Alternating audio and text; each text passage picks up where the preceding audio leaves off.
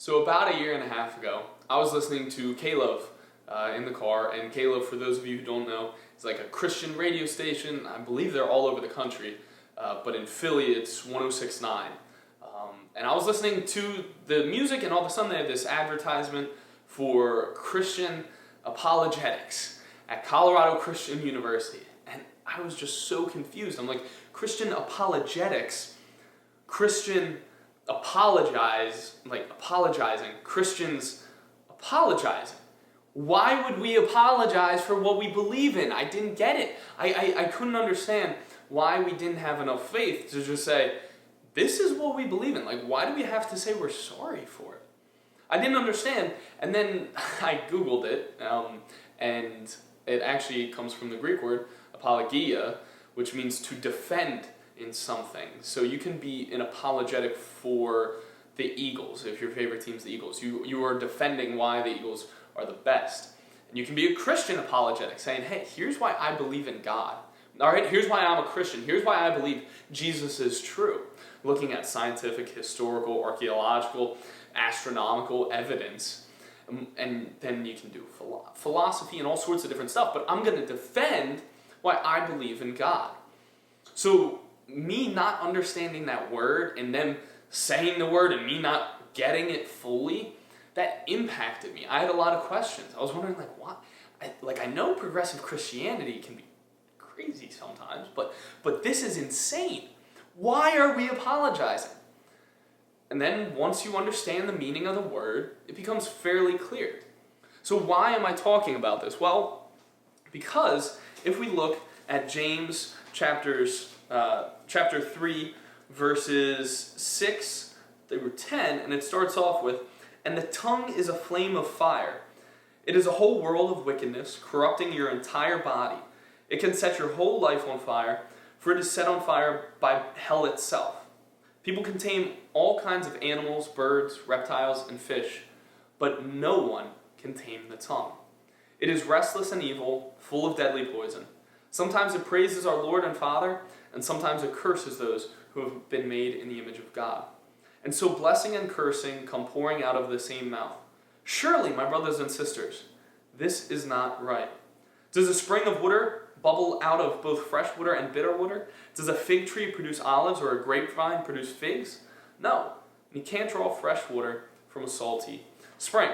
So reading that, there's a lot of power in the tongue and what you say.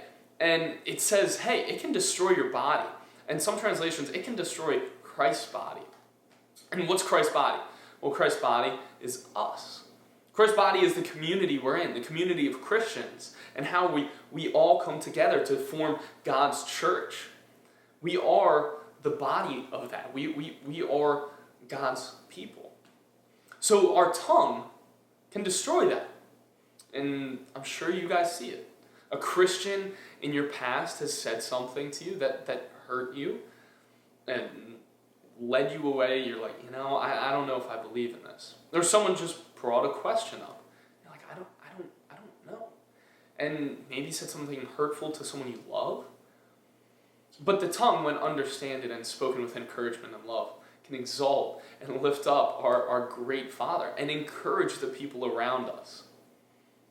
So I remember when I moved to Delco, I was embraced with a whole different culture than what I grew up with in Central PA. Delco is its own little niche community of like, hey, I'm Delco, and don't mess with anybody here, okay? It started off with water, W-O-O-D-E-R. Everybody, I think, knows that you say water down here. And then if you're like old school Philly or like hardcore Delco, it's like Washington. There's like an R there, wash. It's weird. Or you say yeah, like home, phone. There's a Delco accent, and the people that live in Delco know what I'm talking about. Like there's a little bit of touch of something there, but you don't know really what it is. Yeah. All right. So we all get the point. So the language down here is a little bit different than what I grew up with. And how you approach the language and the words that are used is so crucial. It's so important. And you see Jesus, as he's talking, he doesn't hide the truth from it. So I want to give you 3 steps that can speak the truth and encourage and love others. So So Jesus with the woman at the well, we see it in John chapter 4. The Samaritan woman. So a little bit of backstory.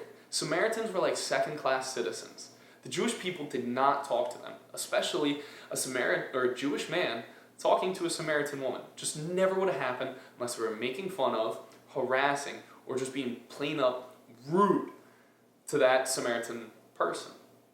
Jesus, a Jewish man, goes to this well, sees a Samaritan woman, and he says, it's interesting because he asks her for a drink, for water. He's not saying, do you need help because I don't think you can do this on your own. Jesus is like, hey, can you help me? And he's starting this conversation. What he's doing is he's tearing down the barriers that kept them apart.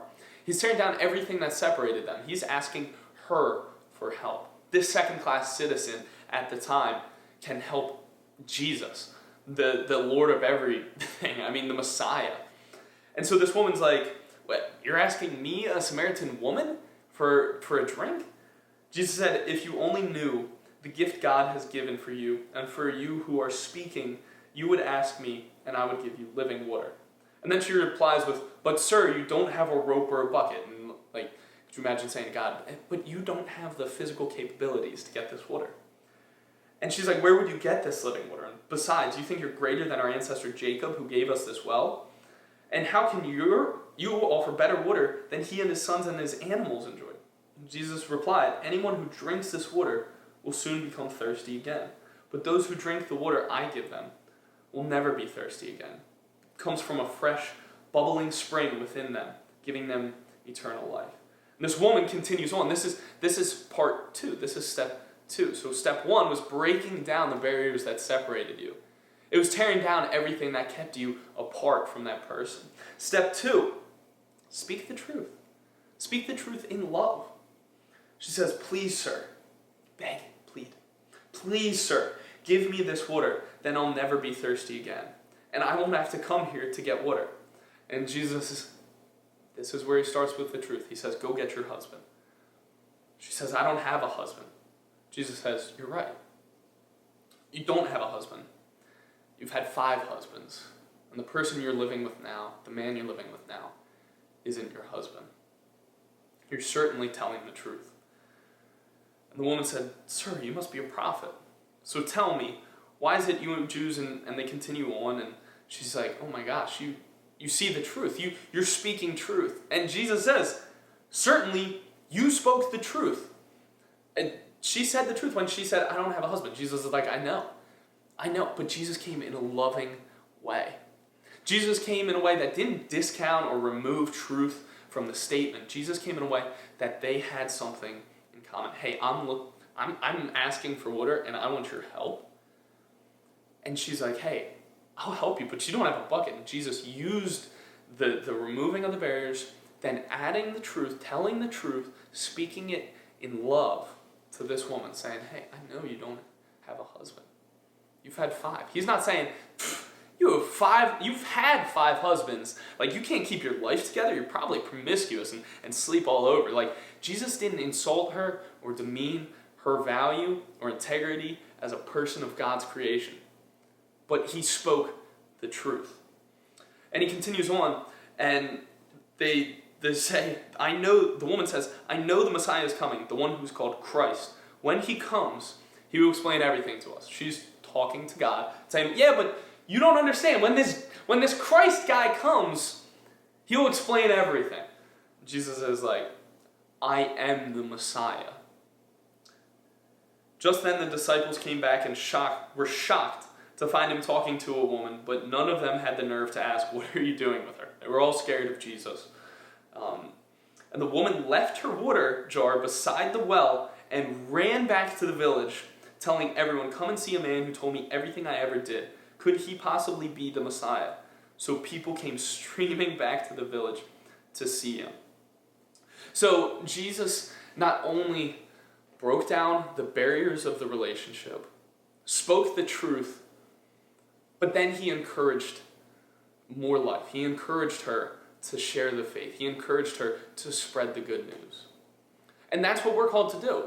We're called to not set up these barriers between each other, Republicans, Democrats, black, white, in the city, suburbs. Cowboys fans can stay in their own little sect. We don't need them as like a functioning part of society.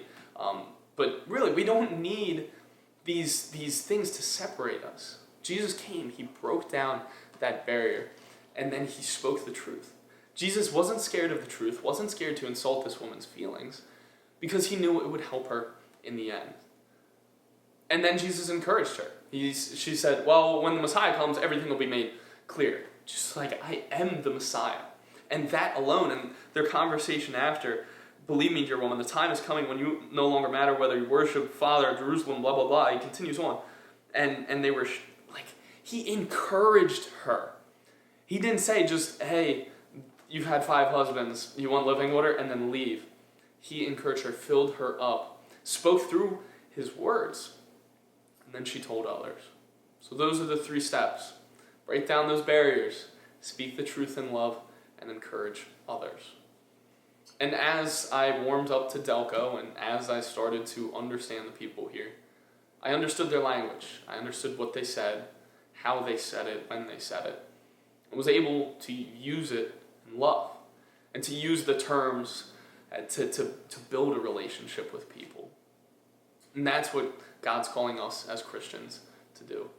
To love, to build relationships, to tell the truth, and to encourage people.